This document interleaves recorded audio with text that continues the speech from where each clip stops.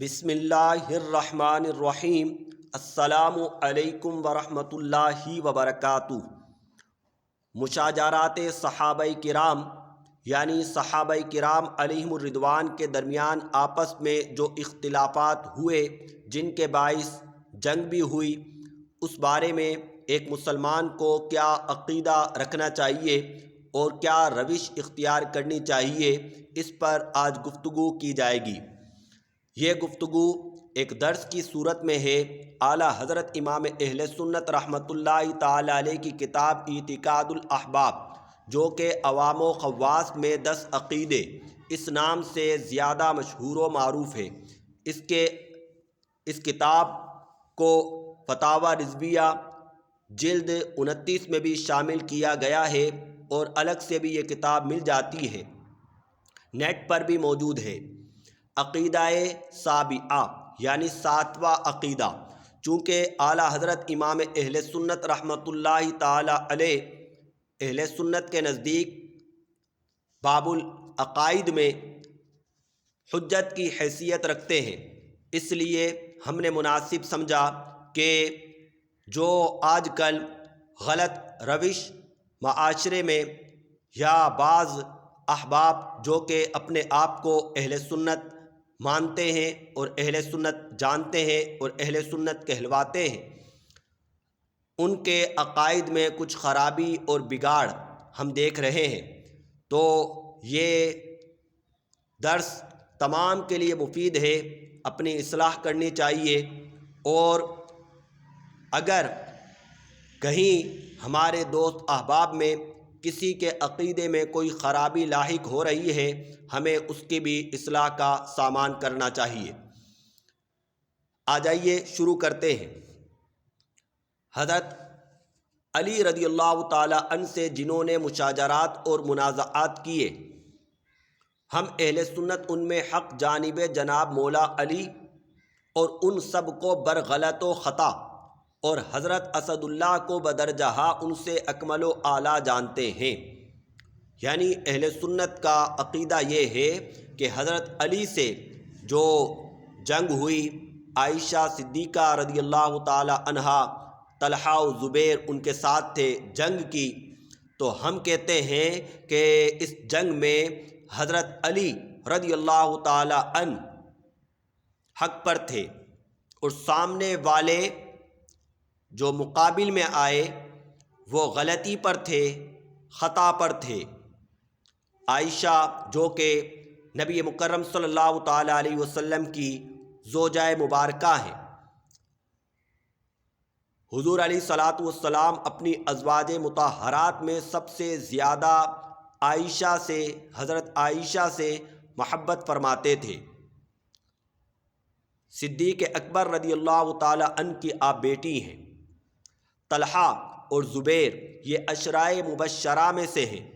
عشرۂ مبشرہ ان 10 صحابہ کرام علیہم الرضوان کو کہا جاتا ہے جن کا نام لے لے کر حضور جان عالم صلی اللہ تعالی علیہ وسلم نے انہیں جنت کی بشارت و خوشخبری سنائی۔ یعنی ویسے تو تمام صحابہ ہی جنتی ہیں، لیکن ان 10 کا نام لے لے کر حضور جان عالم صلی اللہ تعالی علیہ وسلم نے انہیں جنت کی خوشخبری سنائی، یہ سب جانتے ہیں۔ اور یہ کہ یہ 10 صحابہ کرام باقی صحابہ کرام کے مقابلے میں افضل و اعلیٰ ہیں، تو حضرت عائشہ صدیقہ رضی اللہ تعالی عنہا کے ساتھ طلحہ اور زبیر بھی تھے جو کہ عشرۂ مبشرہ میں شامل ہیں۔ اسی طریقے سے حضرت علی کی حضرت امیر معاویہ رضی اللہ تعالی عنہ سے جنگ ہوئی، تو اس جنگ میں بھی ہم حضرت علی رضی اللہ تعالی عنہ کو حق پر جانتے ہیں۔ کہا ہم اہل سنت ان میں حق جانب جناب مولا علی اور ان سب کو برغلط و خطا، اور حضرت اسد اللہ کو بدرجہ ان سے اکمل و اعلیٰ جانتے ہیں۔ پہلی بات تو یہ ہوئی کہ حق پر کون تھا ان جنگوں میں؟ حضرت علی حق پر تھے، لیکن یاد رکھیے سامنے والے خطائے اجتہادی پر تھے، جس کی بحث ہم نے پچھلے درس میں کی تھی۔ کہ خطائے اجتہادی کیا ہوتا ہے؟ ایک مجتہد جو اجتہاد کی صلاحیت رکھتا ہے، وہ دین کے لیے جو بہتر ہے قرآن و حدیث کی روشنی میں اس کو اپناتا ہے، کبھی اس سے غلطی ہو جاتی ہے تو اس غلطی پر بھی اس کو اجر دیا جاتا ہے، اس کو کہتے ہیں خطائے اجتہادی۔ تو ہم نے پچھلے درس میں بتایا تھا یہ جو حضرت علی کے مقابلے میں آنے والے غلطی پر ہیں، خطا پر ہیں، یہ خطائے اجتہادی ہے۔ خطائے اجتہادی کار ثواب ہوتا ہے، گناہ نہیں ہوتا۔ تو بہرحال فرما دیا کہ حضرت علی کرم اللہ وجہہ الکریم حق پر تھے، ان کے مقابل آنے والے حق پر نہ تھے، ان سے غلطی ہوئی، ان سے خطا ہوئی۔ آگے فرمایا مگر بئیں ہما بلحاظ احادیث مذکورہ زبان طعن و تشنیع ان دوسروں کے حق میں بھی نہیں کھولتے، اور انہیں ان کے مراتب پر جو ان کے لیے شرع میں ثابت ہوئے رکھتے ہیں، کسی کو کسی پر اپنی ہوائے نفس سے فضیلت نہیں دیتے، اور ان کے مشاجرات میں دخل اندازی کو حرام جانتے ہیں، اور ان کے اختلافات کو ابو حنیفہ و شافعی جیسا اختلاف سمجھتے ہیں۔ یعنی ایک بات یہ کی کہ حضرت علی حق پر ہے، پھر بتایا کہ یہ طلحہ، زبیر، عائشہ، امیر معاویہ رضوان اللہ تعالی علیہم اجمعین، ان تمام کی شانیں احادیث مبارکہ میں آئی ہیں، اسی لیے ہم کسی پر طعن نہیں کرتے، بلکہ احادیث میں ان کی جو شانیں آئی ہیں ان کو تسلیم کرتے ہیں۔ حضرت طلحہ کی، حضرت زبیر کی، حضرت عائشہ کی، حضرت امیر معاویہ کی رضی اللہ تعالی عنہم اجمعین، ان کی جو شانیں احادیث میں آئی ہیں ہم ان کو مانتے ہیں۔ اور ہم نے بتا دیا کہ یہ اختلاف اجتہادی اختلاف تھا، اجتہاد میں اگر غلطی بھی ہو جائے تو بندہ گناہگار نہیں ہوتا، یہ ایک ضابطہ اور قاعدہ کلیہ ہے۔ آگے فرمایا تو ہم اہل سنت کے نزدیک ان میں سے کسی ادنا صحابی پر بھی طعن جائز نہیں، یعنی ہم اہل سنت کے نزدیک کسی بھی صحابی کو برا کہنا جائز نہیں ہے، چہ جائے کہ ام المؤمنین صدیقہ رضی اللہ عنہا کی جناب رفیع میں طعن کریں، حاش یہ اللہ و رسول کی جناب میں گستاخی ہے، اللہ تعالیٰ ان کی تطہیر و بریت پاک دامنی میں آیات نازل فرمائے اور ان پر تہمت دھرنے والوں کو وعید عذاب علیم سنائے۔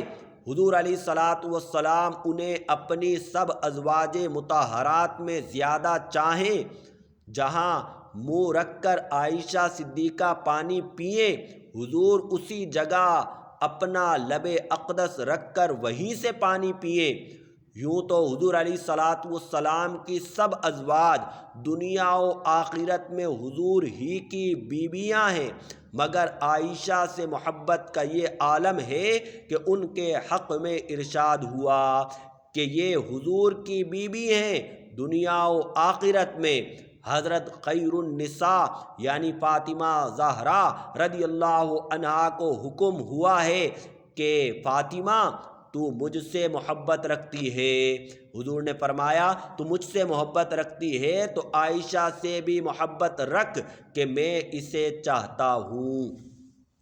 یعنی کسی بھی صحابی کی شان میں بے ادبی جائز نہیں ہے، ادنا سے ادنا صحابی کی شان میں تو حضرت عائشہ صدیقہ رضی اللہ تعالی عنہا کا مقام تو مرتبہ تو بہت ہی ارفع و اعلیٰ ہے کہ یہ زوجائے نبی بھی ہیں اور نبی کی ازواج میں سب سے زیادہ نبی کو محبوبہ بھی ہیں، پیاری بھی ہیں، اور اپنی سب سے پیاری بیٹی کو حکم بھی ہے کہ ان سے محبت رکھنی ہے، اور اپنی پیاری بیٹی کے سامنے محبت کا اظہار بھی ہے کہ میں عائشہ رضی اللہ عنہا سے محبت رکھتا ہوں۔ اللہ اکبر۔ آگے فرمایا سوال ہوا سب آدمیوں میں حضور کو کون محبوب ہے؟ جواب عطا ہوا عائشہ رضی اللہ عنہا۔ تو یہ جو جنگ ہوئی حضرت عائشہ کے ساتھ تو حق پر تو حضرت علی تھے، لیکن حضرت عائشہ کا ادب و احترام ملحوظ رکھنا بے حد ضروری ہے۔ ان کا مقام، مرتبہ اور جو فضائل احادیث میں ان کے آئے ہیں بیان کیے جائیں گے۔ اور جو یہ اختلاف ہوا تھا یہ کوئی گناہ نہ تھا، بلکہ یہ تو خطائے اجتہادی تھی۔ قرآن و فہم، قرآن و احادیث کی روشنی میں جو ان کے فہم میں آیا انہوں نے وہ کیا، وہ دین کے لیے جو درست انہوں نے جانا وہ کیا، اگرچہ ان سے اس کو سمجھنے میں غلطی ہوئی اور حضرت علی رضی اللہ تعالی عنہ حق پر تھے، لیکن ان کی شان بڑی عظیم ہے۔ حضرت عائشہ صدیقہ رضی اللہ تعالی عنہا کی عظمت اور شان پر لاکھوں سلام۔ آگے فرمایا اعلی حضرت امام اہل سنت رحمۃ اللہ تعالی علیہ نے، اور زبیر و طلحہ ان سے بھی افضل کہ عشرۂ مبشرہ سے ہیں۔ حضرت زبیر اور حضرت طلحہ تو حضرت عائشہ سے بھی افضل ہیں، کیونکہ یہ تو عشرۂ مبشرہ میں شامل ہیں۔ یعنی فرما رہے ہیں وہ، یعنی حضرت زبیر بن عوام رسول اللہ صلی اللہ علیہ وسلم کے پھوپھی زاد بھائی اور حواری یعنی معاون و مددگار، اور یہ یعنی طلحہ رسول اللہ صلی اللہ علیہ وسلم کے جانصاری انور یعنی طلحہ زبیر کا مقام تو بہت ہی ارفع و اعلیٰ ہے۔ چہرے پر تیر نہ لگے، آپ آگے آ گئے اور آپ کو 75 تیر لگے، 75 زخم لگے، رہے امیر معاویہ اور حضرت مولا علی کے مقام رفیع و شان منی تک، تو ان سے وہ دور دراز منزلیں ہیں جن ہزاروں ہزار راہوار برق کردار صبا رفتار تیز گام تھک رہے اور قطع نہ کر سکے، مگر فضل صحبت و شرف سعادت خدائی دین ہے۔ یعنی حضرت علی اور حضرت معاویہ رضی اللہ تعالی عنہ کا مقابلہ نہیں ہے۔ حضرت علی کا مرتبہ بہت ہی بلند و بالا ہے، لیکن حضرت امیر معاویہ رضی اللہ تعالی عنہ کو بھی صحبت کی فضیلت ملی ہے، وہ بھی صحابی ہیں، یہ شان ان کو حاصل ہے۔ آگے اعلیٰ حضرت امام اہل سنت رحمۃ اللہ تعالی علیہ نے ایک اور بات کی، ہم تو اہل بیت کے ساتھ ہیں، معاویہ سے ہمارا کیا رشتہ؟